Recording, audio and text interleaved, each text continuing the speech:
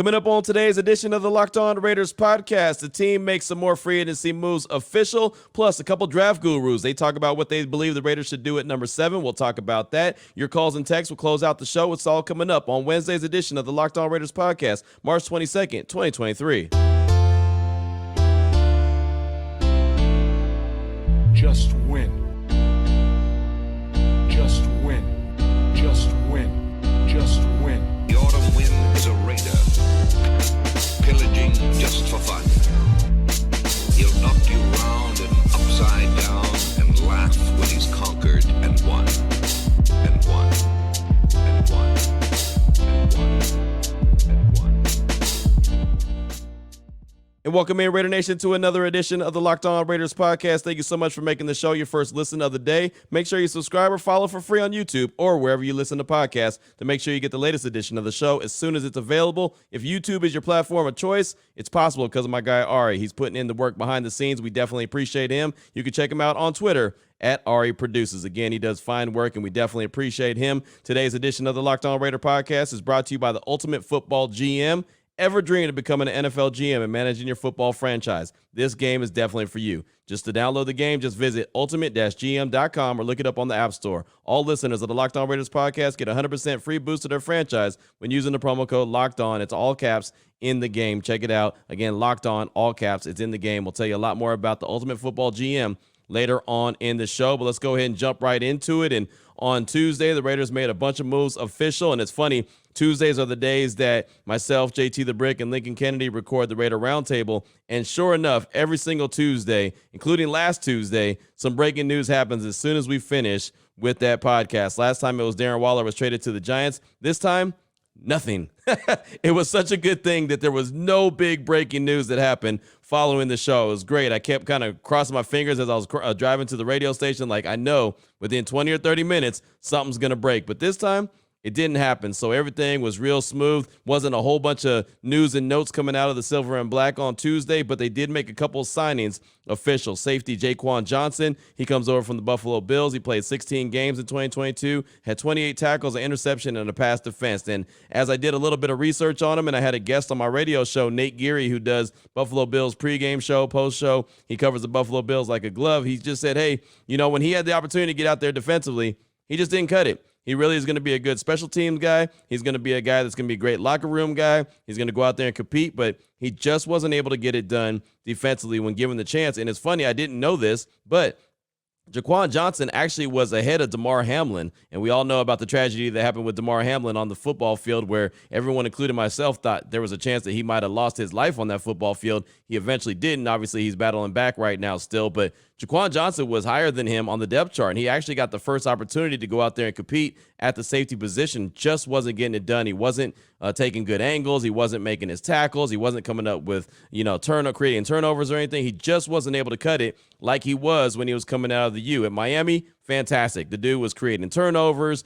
He was a thumper. I mean, he seemed like he was in total control on the football field, but it just was different in Buffalo. So my guy Nate Geary told me, you know what, Q, he's going to be a really good special teams guy, really good locker room guy. If he happens to get onto the field in a 3-safety set or something that, they need another safety to come on the field, he can play that role, but don't expect to get a whole lot out of him defensively. And you know what? That's why I have guys like that on the show, to get some background on some guys that I may not know. I mean, you can go back and look at highlights from Jaquan Johnson and be like, yeah, this guy's a heck of a player. But until you actually talk to somebody that covered them like a glove and really was able to see them all the time, you really don't know. So I did appreciate the honesty, and that's all I'm ever looking for, is the honesty in these players. So Jaquan Johnson sounds like he's going to be a really good special teams guy. And you know what?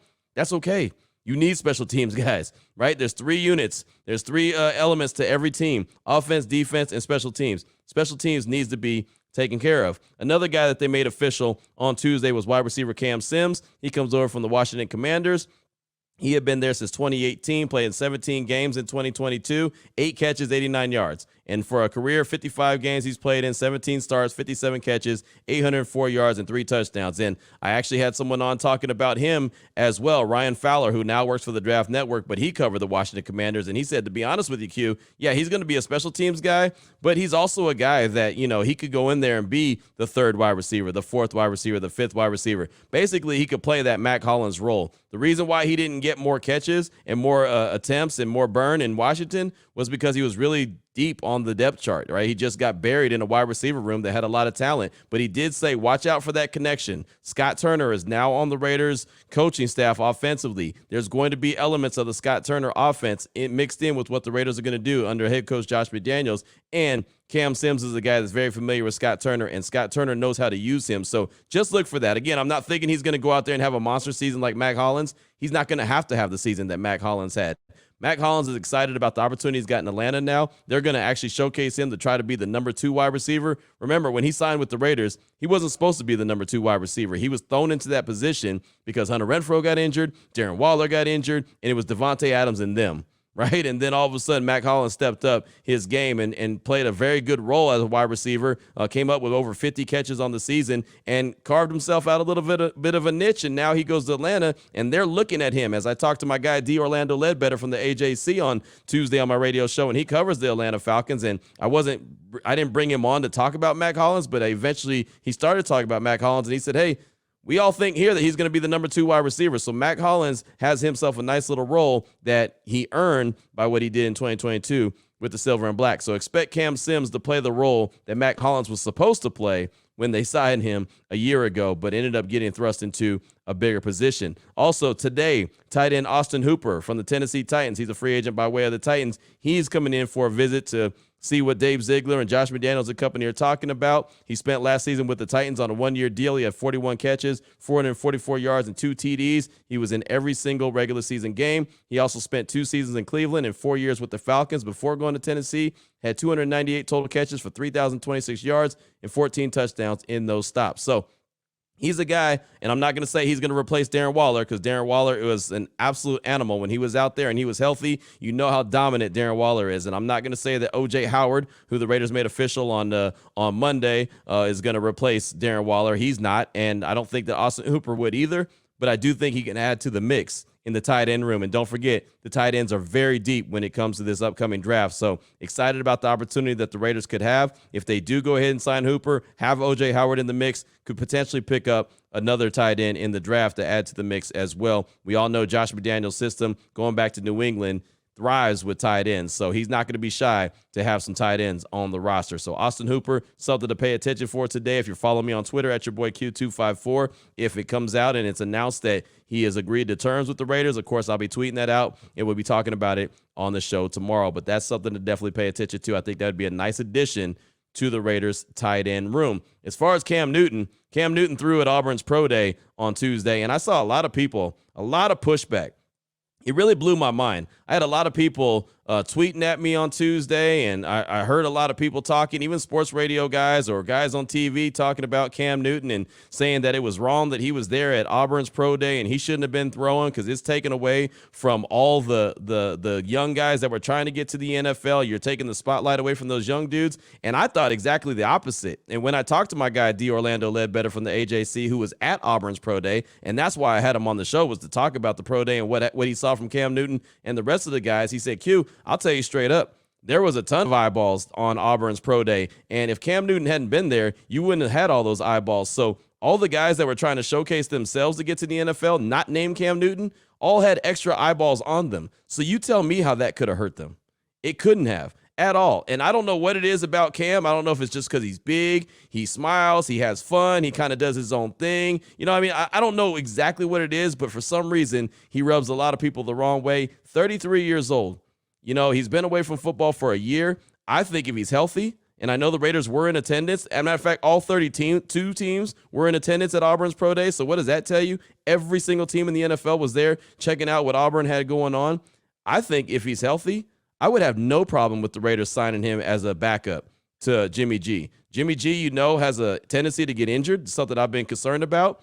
If Jimmy were to get injured, and of course, I never put that on him, but if he were to get injured, I wouldn't have any problem with Cam Newton coming in and being the guy, especially since he has familiarity with Josh McDaniels. I mean, they were together in New England. I would have absolutely zero problem with that. And not to mention, if Jimmy G doesn't get hurt, you know what Cam would be good for? He'd be good for that Mariota package that we all were waiting for to happen that never happened with Marcus Mariota because he was always injured. And again, the biggest thing with Cam, when he left the league his last few years, well, the last year he played in New England, obviously, and then he went back to Carolina. His shoulder was jacked up. He was injured. He was banged up. He's been away from football for a year. A lot of times, all you need is that time away, that rest and relaxation. And 33 years old for a quarterback is nothing. So I would absolutely have no problem if the Raiders say, hey, we saw him. He looks healthy enough. And in spurts, I think he'd be good in the mix. I would be good with that. And, of course, the Raiders and their backup quarterback situation is absolutely that. It is a situation based off of, well, exactly what we know about Jimmy G, because he is an injury-prone guy. So we'll see what happens with Cam Newton. I'm not saying any team in the league is going to sign him, but if the Raiders decided to make him a backup quarterback, the price was right, again, wouldn't have any problem with that. The final little nugget I have for you for segment number 1 of today's Locked On Raiders podcast, kind of news and notes. I was going through a lot of different articles talking about free agency, what's left, who won, who lost in free agency. And I came across some article in the Sporting News from Vinny Iyer, and I believe that's how you say his name. And he ranked all 32 teams through free agency so far. And he gave the Raiders an A-. And it's funny, I obviously I was going to read it anyway. I didn't expect him to give him an A- because I've been basically judging everything based off the pulse of Raider Nation, how angry they are by what the Raiders have done in free agency. But I thought he brought up some really good points. And so we'll go over it real quickly as we wrap up segment number 1.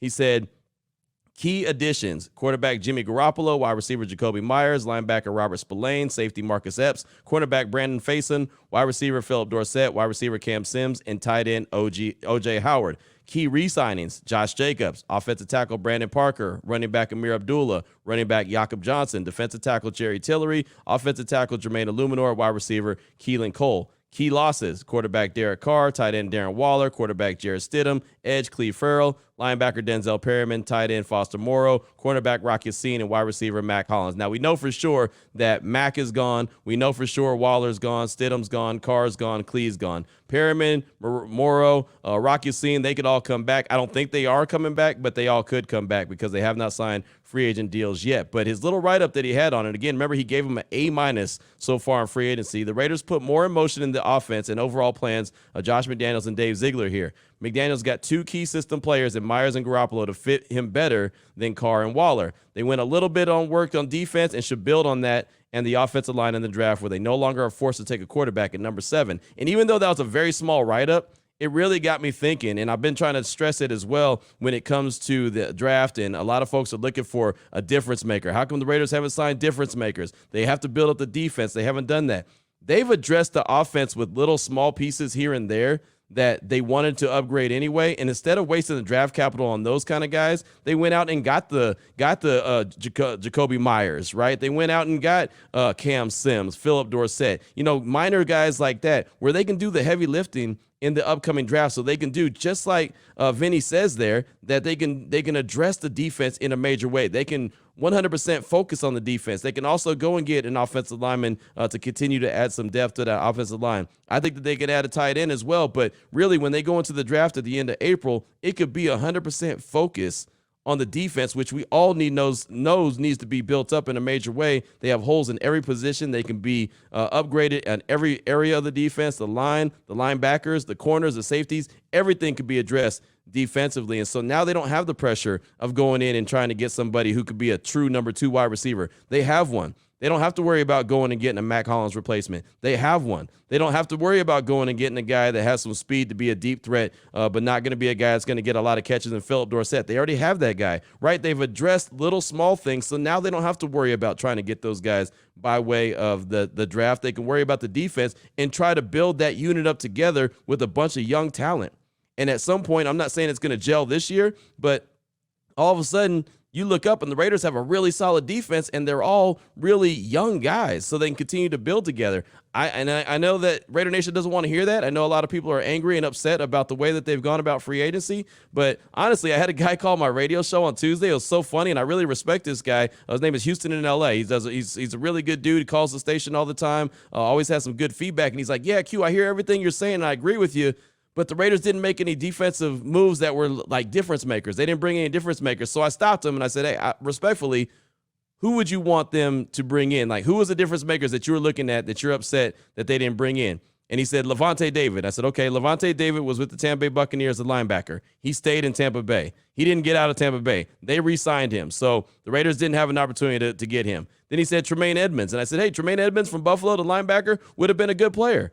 But look how much money Chicago spent on him. They spent an arm and a leg on that guy, and the Raiders weren't going to do that. That was something that I talked about from the jump before free agency started. They weren't going to go and spend big-time money. They just were not going to get themselves caught up in that situation. They were going to get guys that were cheaper. They were going to get guys that they felt like needed to compete and prove themselves, and then they were going to do the heavy lifting in the draft. So Tremaine Edmonds, as much as I wanted to see him, They weren't going to compete for him at that price. And then he brought up Denzel Perryman, and I was like, wait, hold on, Denzel Perryman, he's out there on the free agent market, and he hasn't got a job from anybody yet. And even though I like Denzel Perryman, there's no way that I would look at him as a priority and say, okay, he's going to be the difference maker for the Raiders defense because, oh, by the way, he's been on the Raiders defense the last couple of years, and he can't stay healthy.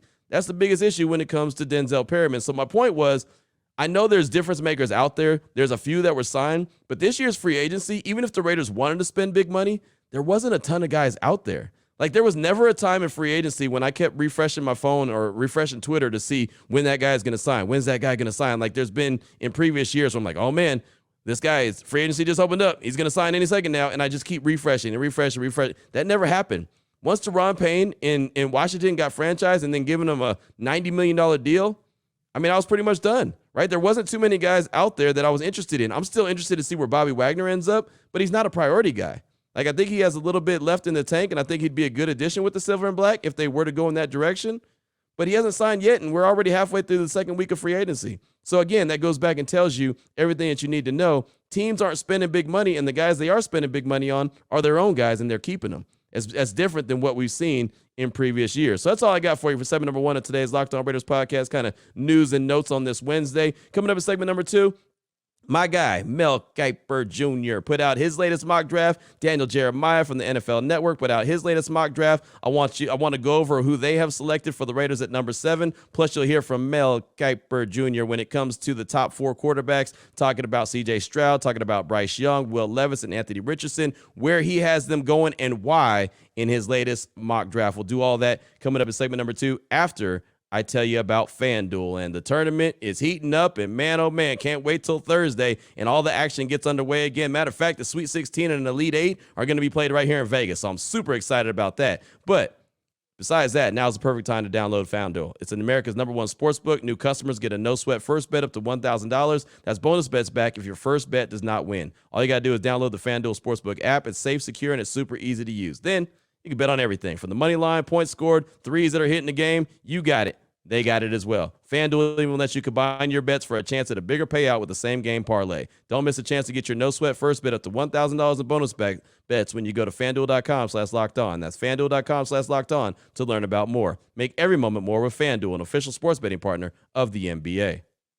All right, Raider Nation, here we go. Segment number 2 of today's Locked On Raiders podcast. Went a little long there in segment number 1, so going to try to hustle through segment number 2 so it's not too long so my guy Ari doesn't get angry at me for putting out another long show like, well, I tend to do. Wanted to go over a couple mock drafts that Mel Kiper Jr. and Daniel Jeremiah put out on Tuesday, and just kind of interested in what they think of the Raiders at number 7, but I also wanted to go over the top 10 for both guys. And, you know, again, I'm interested in mock draft season. I get a little bit more interested in mock draft season once free agency is over. And, you know, once you're halfway through the second week of free agency, you pretty much kind of know what it is. So I start taking these mock drafts a little bit more seriously than I did back in, you know, January and February when they first started dropping. I was like, man, the Super Bowl hasn't even hit yet, and we're already talking about mock drafts. So I wasn't really worried about those mock drafts. Now I'll start to pay attention a little bit more. Daniel Jeremiah will come out with a post-combine, post-free agency conference call like he did pre-combine, and so will Mel Kiper Jr., so hopefully we'll have some sound bites from that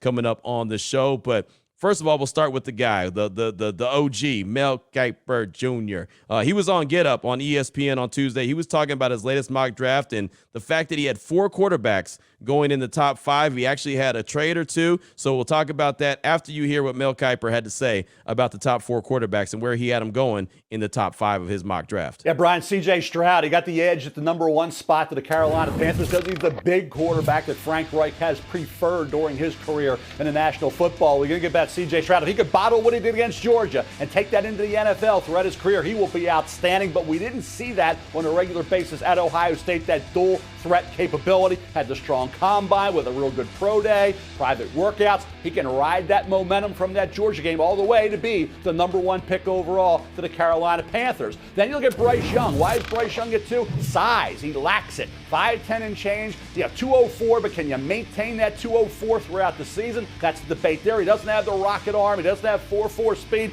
but he's a great processor, and he's a big-time quarterback who can do everything you want. But the size at the pro level, can he hold up, withstand punishment? At only 5'10" and change, 204 pounds. Will Levis, to me, had he played in 2022 like he did in 2021, he'd be the number 1 overall pick. Why didn't he play great? He didn't get any help. The O-line was terrible at Kentucky. He didn't have Wan'Dale Robinson catching the football. What he has, though, is a rocket arm, mobility. He had 9 rushing touchdowns in 2021. He was hurt this year. Couldn't run. He was limited and had 0 rushing touchdowns over the last 8 games. When he's healthy, Will Levis is outstanding. Now, the most intriguing quarterback is Anthony Richardson. Why? Because he has incredible talent, but he's raw. He had 1 year as a starter. That's it at Florida. He misses layups throwing the football. Easy throws are incomplete. Can't have that. He doesn't always see the field the way you need to.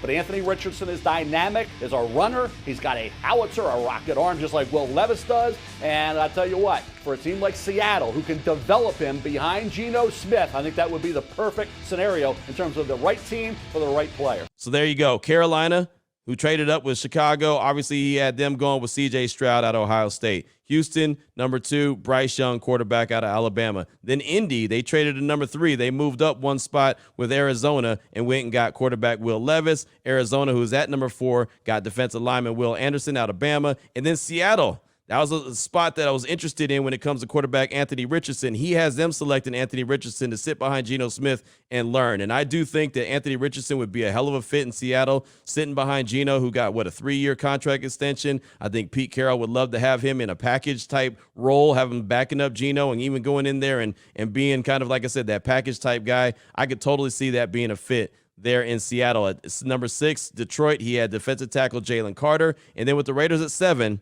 cornerback Christian Gonzalez out of Oregon. And I'll tell you what, Raider Nation, I think the Raiders are in a really good position. I really do. I don't think that they have to trade up to 3 with Arizona to go get a quarterback. I think that they could just sit there with what they've done, and especially depending on who they go and get as their backup quarterback, they could really wait. The quarterback class isn't really cracked up to be all that special. I know Anthony Richardson has a high ceiling. Hell, Will Levis has a high ceiling as well. If one of those guys falls to him at number 7, maybe they'll consider him.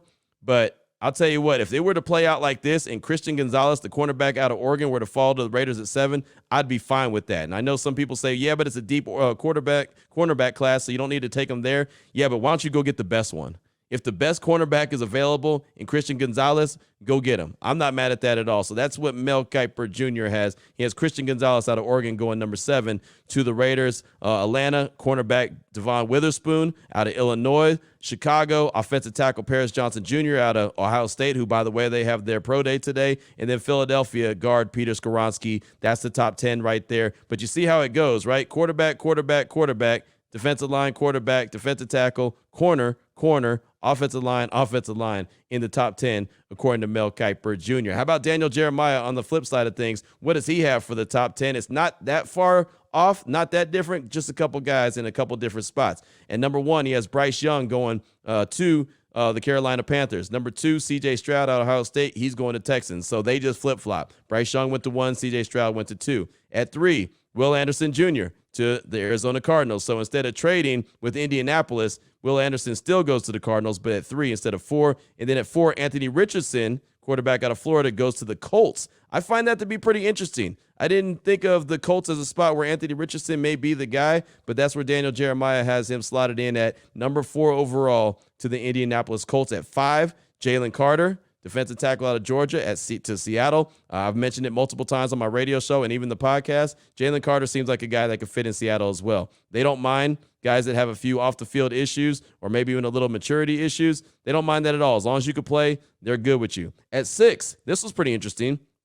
Devon Witherspoon, cornerback out of Illinois. He has him as the first corner coming off the board to the Detroit Lions. So there you go. That was pretty interesting. At 7, and I'm okay with this one as well, he has Tyree Wilson, the edge out of Texas Tech. I'm actually going to have Tyree Wilson's head coach, Joey McGuire, on my radio show sometime next week, early next week, to talk about Tyree Wilson. I know Joey McGuire when he was first of all, he was a high school coach in Texas. Then he was also assistant coach at Baylor, and now he's the head man there at Texas Tech. So he agreed to come on my radio show next week to talk all things Tyree Wilson. So when I get him on, that's going to be fun. That you want to talk about a dude that's a ball of energy? Joey McGuire is fantastic. So we'll have him on, and I'll definitely bring that to the show, and that'll get you pumped up. But Tyree Wilson, you have him on one edge, and you have Max Crosby on the other edge, and you use Chandler Jones in a situational pass rushing type situation.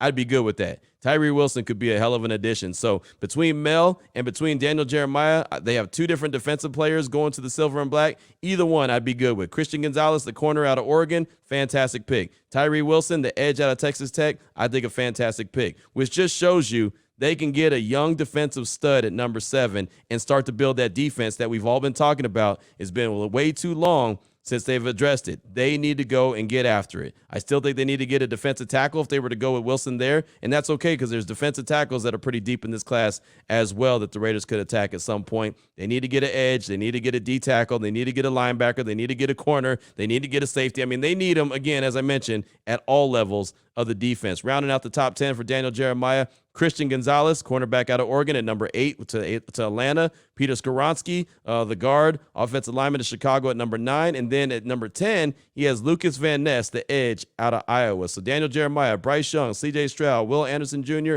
Anthony Richardson, Jalen Carter, Devon Witherspoon, Tyree Wilson, Christian Gonzalez, Peter Skoronski, Lucas Van Ness. That's the top 10 according to DJ. So they weren't that far off between Mel and Daniel Jeremiah. So clearly they're thinking somewhat on the same page. It's a little bit of a difference. Not much, but both guys that they picked for the silver and black, I'd be just fine with. So that's what I got for you for segment number 2 of today's Locked On Raiders podcast. Coming up in segment number 3, your calls and texts straight off that Locked On Raider podcast voicemail line, 707-654-4693. Before we get to that, though, I do want to let you know today's episode is brought to you by Ultimate Football GM. You've heard me talk about this mobile game app, and if you've ever thought you'd make a good GM, you got to give this game a try. It's basically what we're doing on the show, right?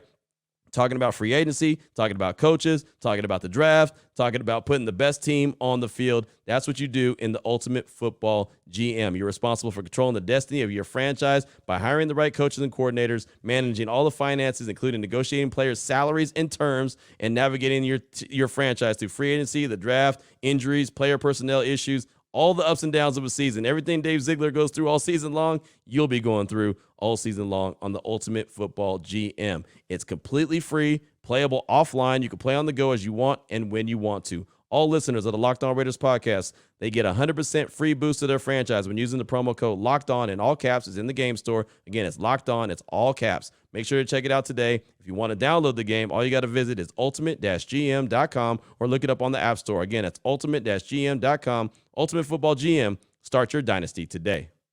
All right, Raider Nation, here we go. Segment number 3 of today's Locked On Raiders podcast. Really running long on today's show, so I'm only going to have time to get a couple calls and text in real quick. So we'll just go ahead and fire things up, 707-654-4693. We'll start off with a text from Eastern Shore Raiders. It says, hey, Q, Eastern Shore Raider here in the 410. Like a lot of your other callers, I'm also getting tired of the negativity in Raider Nation. What we seem to have is a lot of people getting mad because someone moved their cheese. They pissed off fans should read the book, Who Moved My Cheese? They have become too comfortable with the status quo and what is familiar to them. Carr, Waller, Jacobs, etc. Hey, look, I love those guys too, but the current regime is stacked with making this organization get better. Was tasked with making this organization get better. They can't just keep doing the same thing over and over. In fact, it's funny because so many fans love to complain either way. They complain with Carr, now they complain without him. They complain because Waller was always hurt. Now they complain because he was traded. So many people are just stuck being toxic.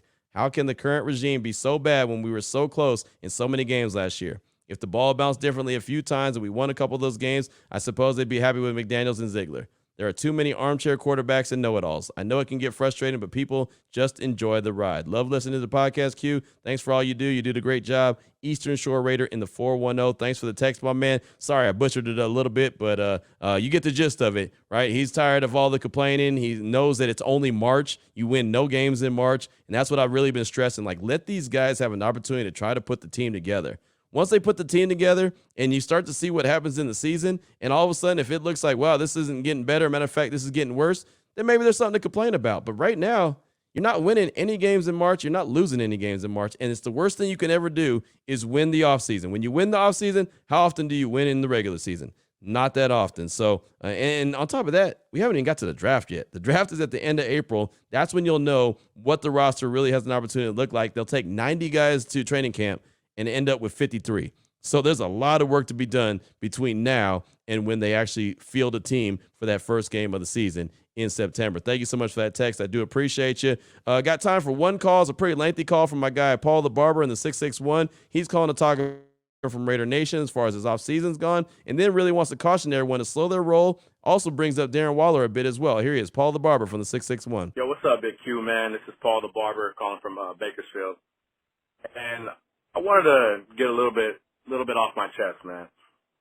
I've been listening to the podcast the last couple weeks, took a little break when the season ended, but I came back to it. And I'm just hearing a lot of Raider fans, not all Raider fans, but just most Raider fans call in and just complaining about this offseason and on how it's going. And I hear a lot of people saying, like, oh, I don't know what they're doing, Q. This is going to be another sad season. It's going to be this. It's going to be, I'm just dreading the season. We're going to be sorry, like, yada, yada, yada. Like, bro, come on, man. Like, let's pump the brakes. Please, let's pump the brakes. It is March 21st. I don't see no game schedule this Sunday. You know what I'm saying? We haven't even got through the full chapter or full whatever you call it through free agency.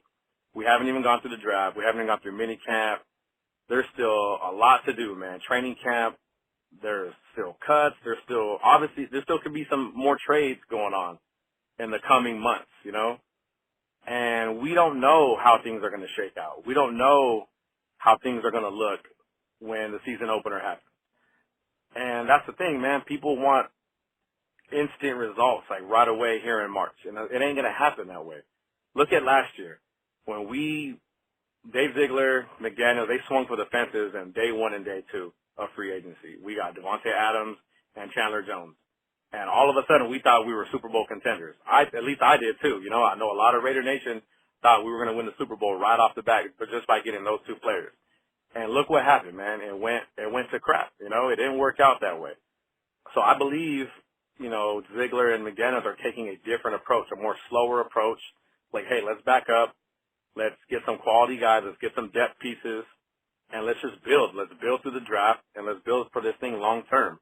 Let's get some familiar faces on this team. And, I'm not saying I believe in it. I'm not saying I'm excited about it, but I understand it. And, we have to accept it, man. That's the approach they're taking. And all we can do is just sit back and root for the best and hope for the best. And as far as, the whole Darren Waller thing, I see a lot of people are mad about Darren Waller. Man, this dude, I love Darren Waller. I love the person. I love his story, the comeback from his addiction. That's all great. But I just felt as a fan, just seeing him on the sideline. I went to 2 games last year. Seeing him on the sideline when he was active, his head just didn't seem in the game, man. I remember the game against the Rams last year, the Thursday Night Football. He didn't play that game, but that was a devastating loss for fans, I'm sure for the team, obviously. But that night, I remember Darren Waller posted on Instagram that he dropped an album that night. And I don't know, man. To me, that just seems like his passion wasn't in the game.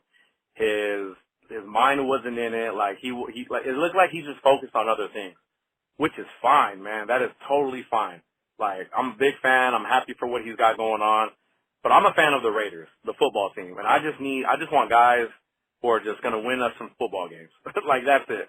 I don't care what you got going on. I don't care if you want to be this, if you want to be that, a rap star, a movie star, whatever you want to do, that's great. But I'm a fan of the team first, and I just want guys who are going to come in, go to work, and win football games. And it just seems like Darren Waller wasn't on that page of McDaniels and Ziegler, and it just seems like he's focused on other things. Like I said, which is fine. That's great for you. But on this team, I think Ziegler and McDaniels noticed that, and they just decided to cut ties. And us Raider fans have to accept that. Darren Waller, the healthy Darren Waller was awesome, man. He was great before he got his contract. He was balling. He was there every day, healthy, but it just seemed like these last year and a half or so, his mind wasn't in it. And, unfortunately things, happened the way they did. So as Raider fans, we have to accept what happened, man. But, have a good one, Q. Go Raiders, baby. Thank you for the call, my man. I appreciate the feedback. And, yeah, I mean, again, just similar to the last text that we got, as far as the fan base being upset, I get it. It's been a very long time since this team has been successfully good or consistently good. But, I mean, at this point, again, I said it is what it is, and I had people hit me. I was like, you can't just say that. No, I literally can. It is what it is, right? The team has been bad for a very long time with 2 years that they made it into the playoffs between their Super Bowl run and now.